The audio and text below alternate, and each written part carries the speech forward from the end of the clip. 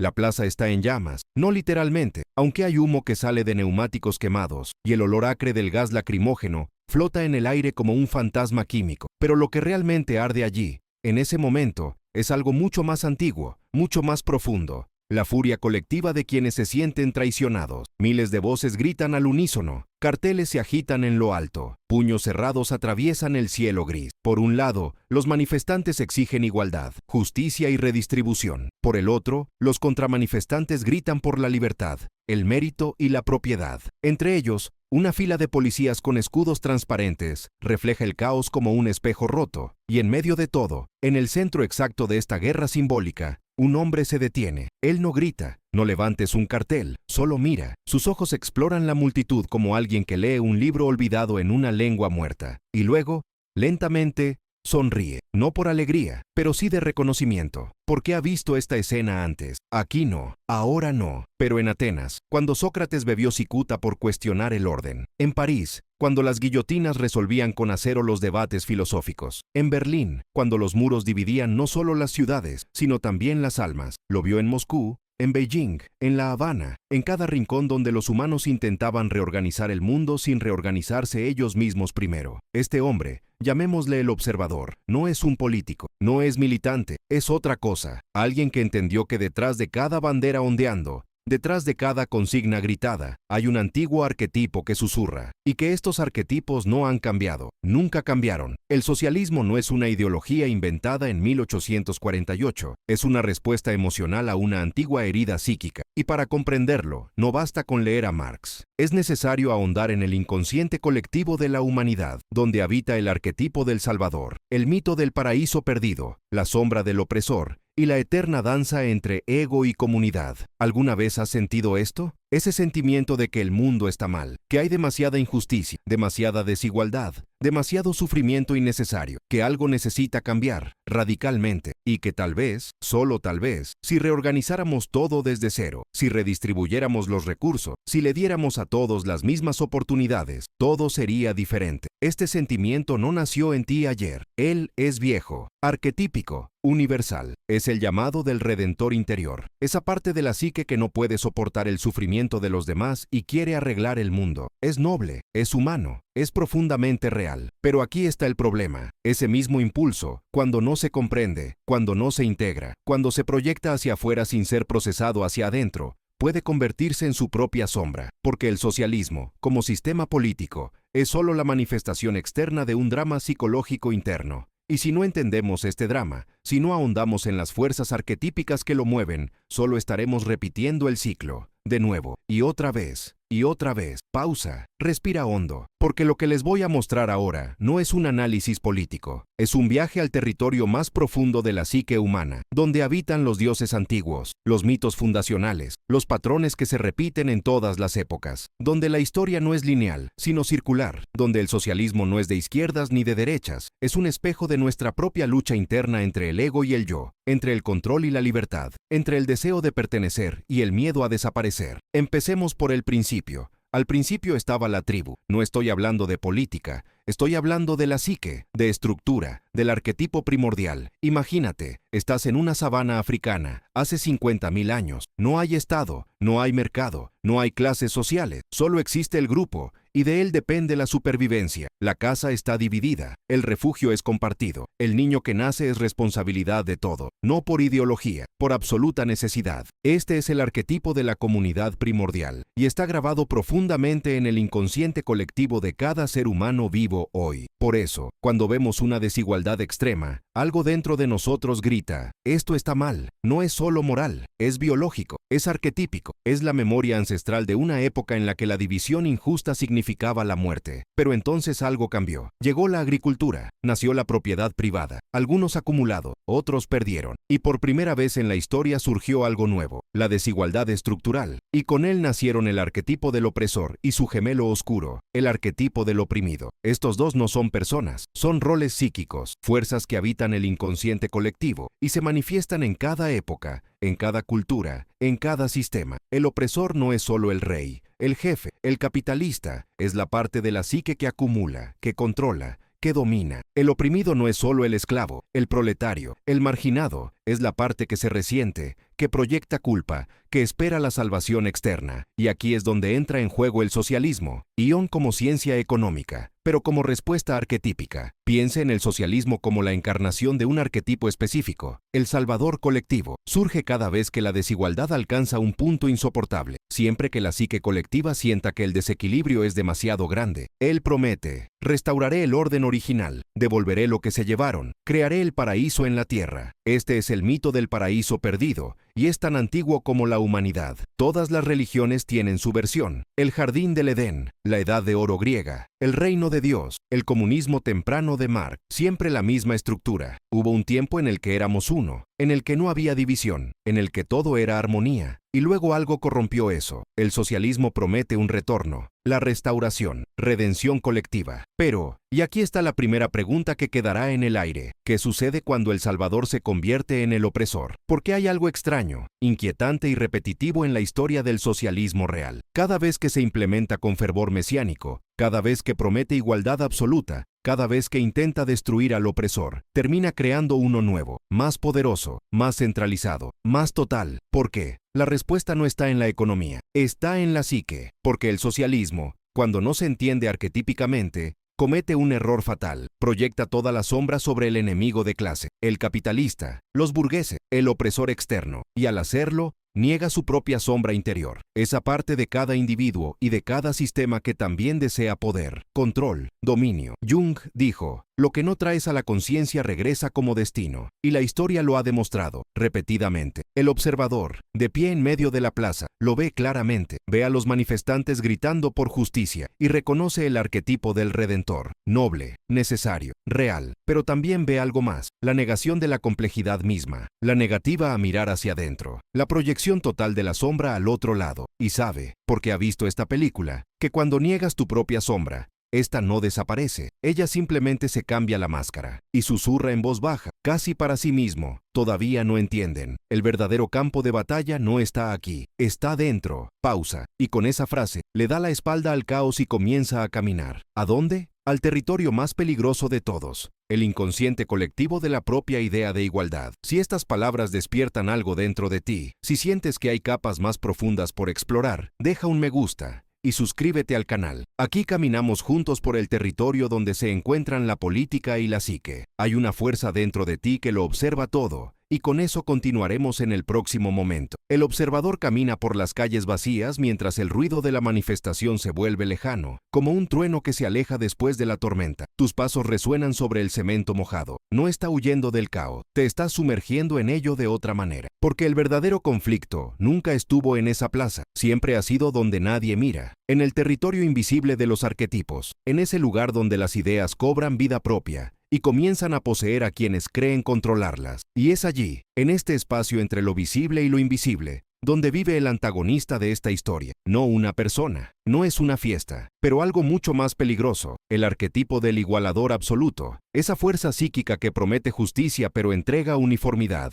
que habla de libertad pero practica el control, que enarbola la bandera de la fraternidad, pero construye cárceles invisibles. Este antagonista no tiene rostro, tiene 1000 caras, y todos creen sinceramente que están salvando al mundo. Hay una escena que se repite a lo largo de la historia con una precisión casi hipnótica. Te lo mostraré. París, 1793. Un hombre llamado Robespierre sube al escenario. Sus ojos brillan con la certeza de quien ha descubierto la verdad absoluta. Habla de virtud, igualdad, fraternidad. La multitud estalla en aplausos. Promete que la república será justa, que los tiranos caerán, que el pueblo finalmente tendrá su lugar bajo el sol. Y durante meses ha cumplido esa promesa. Los aristócratas van a la guillotina, se confiscan las propiedades, la riqueza se redistribuye. Pero entonces sucede algo extraño. Las ejecuciones no cesan, porque después de los aristócratas vienen los sospechosos de simpatía aristocrática. Tras ellos, los moderados. Entonces, cualquiera que cuestione. Y Robespierre, el hombre que luchó por la igualdad, se convierte en el mismo tirano que juró destruir. La guillotina que debía liberar al pueblo acaba decapitando a la propia revolución, y el ciclo se cierra. El Salvador se convierte en el opresor. El Redentor se convierte en el verdugo. El arquetipo completa su danza oscura y nadie entiende por qué. Pero te diré por qué. Porque Robespierre no era dueño de sus ideas, estaba poseído por ellos. Y cuando un arquetipo te posee, cuando te identificas completamente con él, dejas de ser humano y se convierte en instrumento. Un instrumento de algo mucho más grande, mucho más antiguo, mucho más peligroso que cualquier ideología escrita en papel. Moscú, 1936. Otro hombre, otro tiempo, la misma posesión. Stalin está en el Kremlin. También comenzó como un revolucionario, también luchó por la justicia social, también prometió igualdad, pero ahora, sentado detrás de ese pesado escritorio de caoba, firma listas, no reformas, de ejecuciones, miles de nombres, decenas de miles, personas que alguna vez fueron camaradas, que lucharon junto a ti, que creyeron en la misma utopía. Pero el arquetipo del igualador absoluto tiene una característica perversa. No tolera la diferencia, no tolera la individualidad, no tolera nada que escape a su control totalizador, porque para crear una igualdad perfecta, hay que eliminar todo lo que sobresale, y al final, lo que queda no son individuos libres e iguales, son sombras idénticas, dobladas bajo el peso de una idea convertida en monstruo. Y aquí está la segunda pregunta, el segundo misterio que queda. Si el socialismo nace del impulso más noble de la psique humana, el deseo de acabar con el sufrimiento, ¿cómo termina siempre aumentando ese sufrimiento? ¿Cómo se transforma el redentor interior en el tirano exterior? La respuesta está en la negación de la sombra. Consiste en la negativa a aceptar que dentro de cada impulso de salvar el mundo, hay también un impulso de controlarlo, que dentro de todo deseo de igualdad hay también un deseo de poder, que el opresor no está solo afuera, en el sistema capitalista, en el burgués, en el enemigo de clase, él también está dentro, especialmente entre aquellos que más niegan su existencia. El observer se detiene frente a un museo abandonado, las puertas están cerradas y las ventanas tapiadas, pero él sabe lo que hay dentro, estatuas, cientos de ellos, de todos los líderes revolucionarios que prometieron el cielo y entregaron el infierno. Lenin, Mano, Che Guevara, Pol Pot, Castro, cada uno con su propia cara, su propia historia, su propia tragedia, pero todos poseídos por el mismo arquetipo, todos creyendo que esta vez sería diferente, que esta vez la revolución no devoraría a sus propios hijos, que esta vez el Salvador no se convertiría en el opresor, y todos estaban equivocados, porque ninguno hizo lo único que importa, mirar hacia adentro. Enfréntate a la propia sombra antes de intentar salvar el mundo. Integra tu propio deseo de poder antes de redistribuir el poder de los demás. Entender que la guerra entre el opresor y el oprimido no ocurre solo en las calles, sino dentro del alma misma. Y hasta que se resuelva esta guerra interna, cualquier revolución externa será solo proyección, repetición, destino. Jung contó la historia de un hombre que todas las noches soñaba que lo perseguía un monstruo aterrador. Corrió, se escondió, luchó, pero el monstruo siempre lo alcanzaba, hasta que un día, desesperado, dejó de correr, se volvió hacia el monstruo y le preguntó, ¿qué quieres de mí? Y el monstruo respondió, no lo sé, este es tu sueño, esta es la naturaleza de la sombra. Ella no quiere destruirte, quiere ser reconocida, integrado, aceptado, porque todo lo que niegas, todo lo que proyectas en los demás, todo lo que te niegas a ver en ti mismo, regresa como perseguidor. Y el socialismo, en su forma no integrada, es exactamente eso, un sueño colectivo donde la sombra del opresor se proyecta enteramente sobre los capitalistas, los ricos, los burgueses, y al hacerlo, al negar que esta misma sombra vive dentro de cada revolucionario, dentro de cada militante, dentro de cada uno que enarbola la bandera de la igualdad,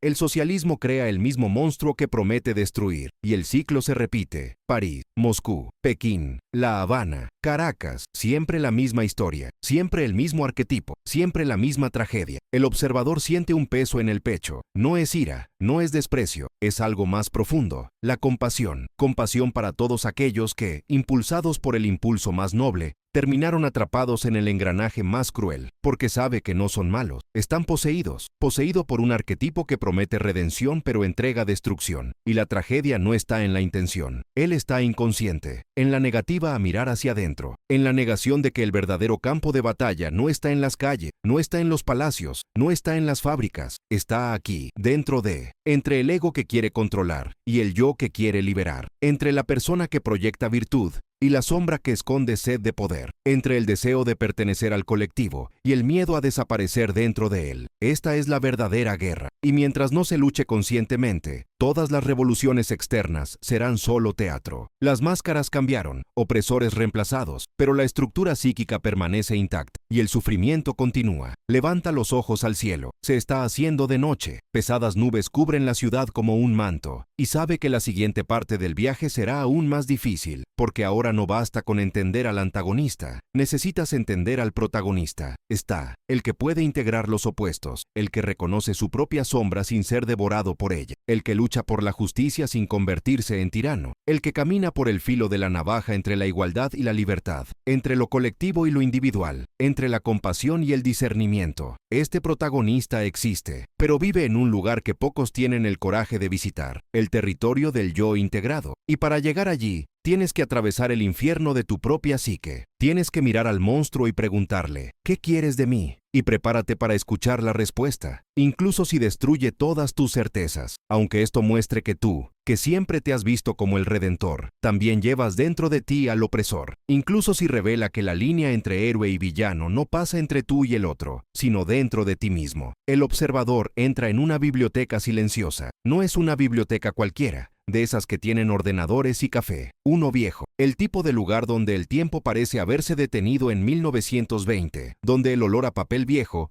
se mezcla con el polvo de pensamientos olvidados. Camina entre las estanterías hasta encontrar lo que busca. Una sección cubierta de telarañas, donde reposan los textos de los grandes revolucionarios. Marx, Ángeles, Bakunin, Trotsky, Gramsci. Él no está ahí para estar de acuerdo o en desacuerdo. Estás ahí para entender lo que vieron estos hombres. Y lo más importante, lo que no vieron. Porque hay algo fascinante en estos escritos, algo que rara vez se reconoce. Todos ellos, absolutamente todos, identificaron con precisión quirúrgica los mecanismos de opresión del sistema capitalista. La exploración, alienación, desigualdad estructural, la transformación del ser humano en mercancía. Vieron la sombra del opresor con claridad cristalina, pero había algo que no vieron, o mejor dicho, algo que se negaron a ver, la sombra misma. Y este rechazo, esta negación, fue el pecado original de cada revolución socialista que vino después. Hay un momento concreto en la historia del pensamiento socialista que lo revela con dolorosa perfección. Marx estaba escribiendo El Capital, empapado de análisis económico, diseccionando el capitalismo como un cirujano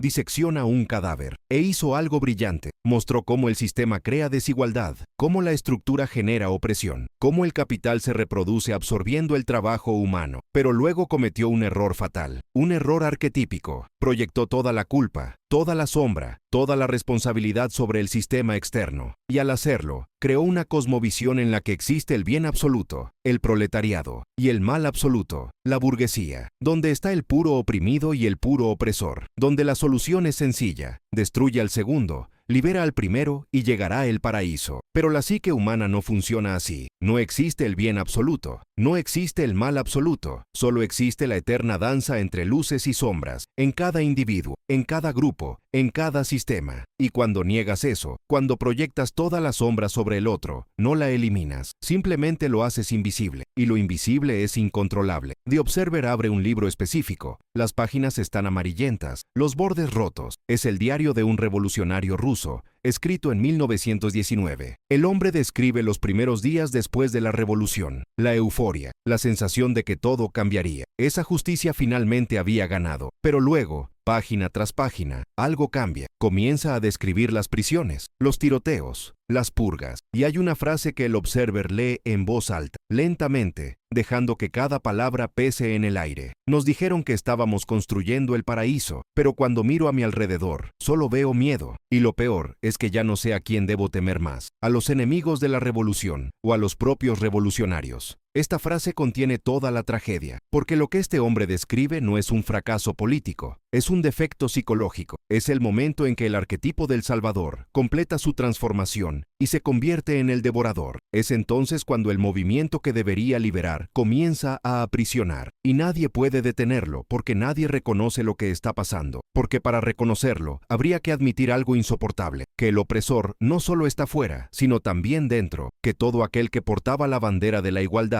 también portaba la semilla de la tiranía, que el deseo de salvar el mundo iba acompañado del deseo de controlarlo. Pero aquí está la tercera pregunta, el tercer misterio que debemos desentrañar. Si esto es cierto, si el socialismo está condenado a repetir este ciclo, ¿significa eso que deberíamos abandonar por completo la lucha por la justicia social? ¿Que deberíamos aceptar la desigualdad como inevitable? ¿Que hay que reprimir el impulso del redentor interior? La respuesta es no, 1000 veces no, porque el problema nunca fue el impulso, fue la inconsciencia. El problema fue no querer nunca la igualdad, era negar la complejidad. El problema nunca fue luchar contra la opresión, era negarse a ver la propia capacidad.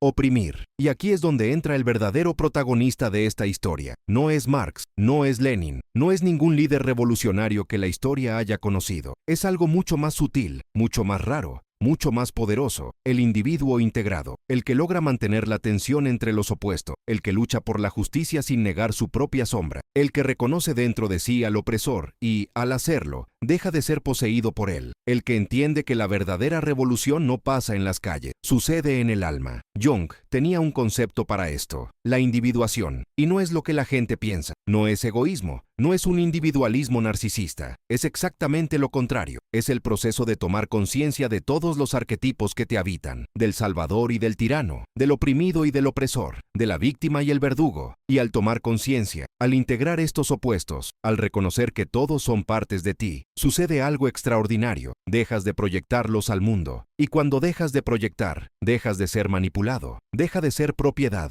deja de repetir el ciclo, te vuelves libre, y solo alguien libre puede luchar verdaderamente por la libertad de los demás, porque no está proyectando su propia prisión interna en el sistema externo, está respondiendo conscientemente al sufrimiento real que ve. El observador cierra el libro y sale de la biblioteca. La noche cayó por completo. Las calles están desiertas ahora. La manifestación ha terminado. La gente regresó a casa, cada uno portando sus banderas, sus convicciones, sus proyecciones. Pero él sabe que algo está pasando, algo silencioso, algo que no salga en las noticias, que no genere hashtags, que no se convierta en trending topic. Hay personas, en diferentes lugares, que empiezan a despertar, empezando a cuestionar no solo el sistema externo, sino la propia psique interna. Empezar a darnos cuenta de que el verdadero cambio, la verdadera revolución, comienza dentro. Y estas personas, estos individuos en proceso de individuación, son la verdadera amenaza al status quo. No porque quieran destruir, sino porque ya no se pueden manipular, ya no pueden estar poseídos por arquetipos, ya no pueden proyectar su sombra y culpar al mundo por ello. Son la preparación secreta, el protagonista oculto, la fuerza que trabaja en las sombras, no conspirando, sino integrando, no planificar revoluciones externas, sino completar revoluciones internas. Pasa por un parque, hay un banco vacío debajo de un árbol viejo. Él se sienta, el silencio es profundo, y es en este silencio donde se revela la verdad.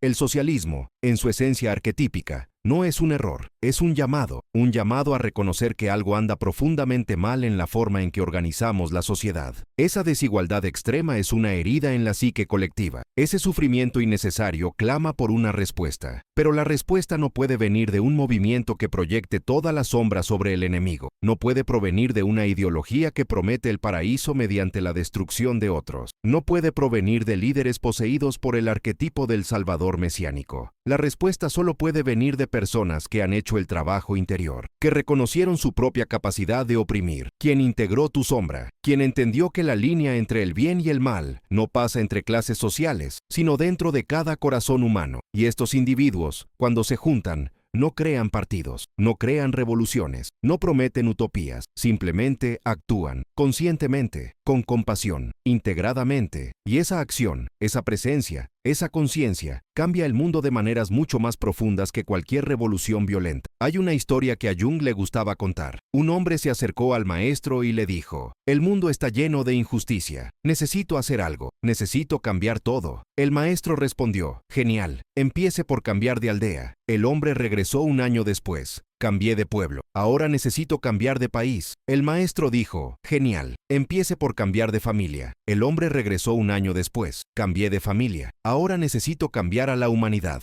El maestro respondió: «Genial. Empieza a cambiarte a ti mismo». Y el hombre, frustrado, dijo: «Pero yo quiero cambiar el mundo». Y el maestro, con una sonrisa triste, respondió: «Lo sé, por eso nunca lo lograrás». Esta historia contiene toda la sabiduría que el socialismo rechazó, la comprensión de que el cambio externo sin transformación interna es solo una reorganización del caos. Esa revolución sin individuación es solo un cambio de tirano, que la justicia social sin justicia psíquica es solo proyección colectiva. El observador se levanta. La cuarta pregunta, el cuarto misterio, comienza a gestarse. Si el protagonista es el individuo integrado, si la solución es la individuación, ¿significa esto que debemos abandonar toda acción colectiva? ¿Que todos deberían cuidarse a sí mismos? ¿Esa sociedad no importa? Esta pregunta quedará en el aire, porque la respuesta no es sencilla. No es sí o no, son ambas cosas, no es ninguno, es algo más allá de la dualidad.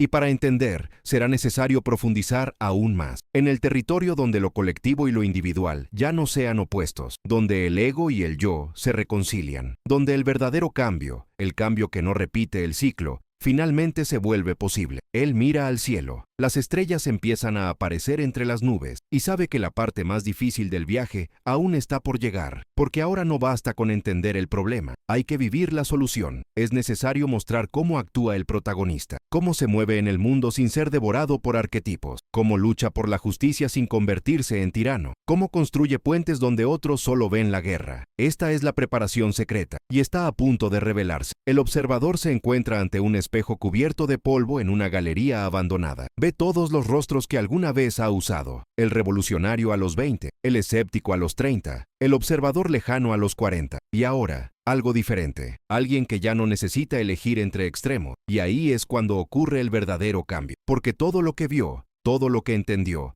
no se trataba de otros, se trataba de él. Cierra los ojos y se sumerge. Desciende al sótano de tu propia psique, y allí encontrarás la parte que siempre quisiste controlar. Eso siempre lo supe mejor. Esta es la semilla de todo tirano, y vive en cada uno de nosotros, en el padre que impone su visión, en el activista que censura en nombre de la justicia. La semilla es la misma, la diferencia es solo la escala. Pero él mira, y cuando mira, la semilla pierde el poder de poseerlo. Lo que se trae a la conciencia deja de ser destino. Entiende por qué todas las revoluciones han fracasado. Porque los revolucionarios nunca miraron a la sombra misma. Proyectaron todo sobre el enemigo y se convirtieron en aquello contra lo que lucharon. Ahora ve la verdadera justicia, no en las calles, pero aquí, dentro de. Abre los ojos. El espejo muestra algo integrado. Esta es la verdadera revolución. Esa que ocurre en silencio, cuando dejas de huir de ti mismo. Cuando ya no proyectas tu sombra, te vuelves libre. Y solo alguien libre puede luchar por el cambio sin convertirse en aquello por lo que lucha. El giro es interno. El socialismo fracasa cuando lo implementan personas no integradas, porque se parte de la premisa de que el problema está afuera. Pero la naturaleza humana no cambia por decreto, cambia por la conciencia. Sin esto, cualquier sistema nuevo será el antiguo con máscaras diferentes. Budapest, 1956. Trabajadores exigiendo libertad.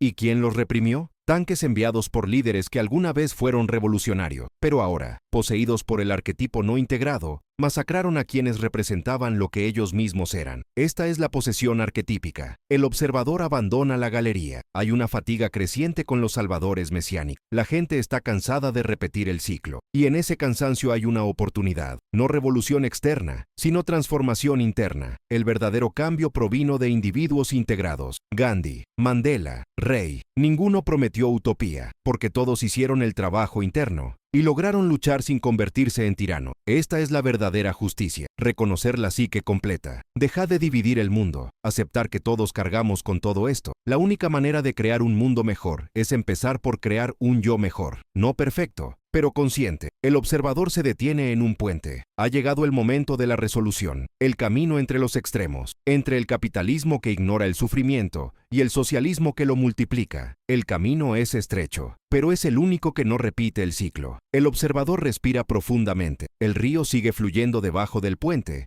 indiferente a los dramas humanos, los sistemas políticos, las revoluciones que van y vienen. Ahora comprende que esta indiferencia no es frialdad, es sabiduría, porque el río no elige bando, no proyecta sombras, simplemente fluye, y a medida que fluye, encuentra su camino entre las piedras, avanza sin resistencia y sin rendirse. Esta es la imagen de lo que finalmente entendió. El camino entre opuestos no es un punto medio débil, es la tensión creativa de quienes apoyan a ambos bandos sin ser devorados por ninguno de ellos. Él comienza a caminar. Las calles están vacías, pero ya no son una amenaza, porque cuando dejas de esperar a que un salvador externo resuelva todo, cuando aceptas que la verdadera batalla siempre ha sido interna, algo cambia, no solo en ti, pero a tu alrededor. La psique es colectiva, y cuando los individuos integran sus sombras, crean ondas invisibles que afectan a todo el campo. Pasa por una escuela, ve niños sentados en círculo, hablando, un maestro escuchando, una forma diferente de educar, basado en enseñar a los niños a pensar, a reconocer sus propios patrones, entendiendo que ellos también cargan con el opresor y el oprimido. Esta es una verdadera revolución. Crear generaciones de individuos integrados. Ve a un grupo de personas hablando en una esquina, realmente hablando. Allí hay gente de izquierda y de derecha, pero en ese momento, No son etiquetas, son los seres humanos tratando de entender juntos, tratando de encontrar soluciones que respeten tanto la justicia como la libertad. Y ve esperanza, la esperanza madura de que individuos conscientes puedan crear algo diferente. El cambio colectivo solo puede surgir de la individuación individual. No hay atajo, porque cualquier sistema será operado por humanos, y si estos seres no integran sus sombras, el sistema se corromperá. El problema nunca fue el sistema, era la conciencia de quien lo operaba, y la conciencia no se impone, surge. Un individuo a la vez, el observador se detiene frente a un mural, una figura humana, mitad luz, mitad sombra, y abajo, la línea entre el bien y el mal atraviesa el corazón de cada ser humano. Él sonríe. Quien pintó esto lo entendió. El socialismo hizo bien en identificar la injusticia, pero se equivocó en proyectar toda la culpa. El capitalismo tiene razón al valorar la libertad, pero se equivoca al ignorar el sufrimiento. La solución es integrar ambos. Él mira al cielo, comienza el amanecer, y siente la comprensión de que el proceso ya ha comenzado, que la gente está despertando, no por una ideología, pero por la propia conciencia. Y estas personas son las semillas de algo nuevo, una forma de estar en el mundo que no repite viejos errores. La lección final: no es necesario destruir el socialismo, es necesario integrarlo. El impulso que lo creó es noble, pero cuando no está equilibrado, se vuelve monstruoso. Y lo mismo ocurre con el capitalismo. Cuando no se integra con la compasión, se convierte en crueldad.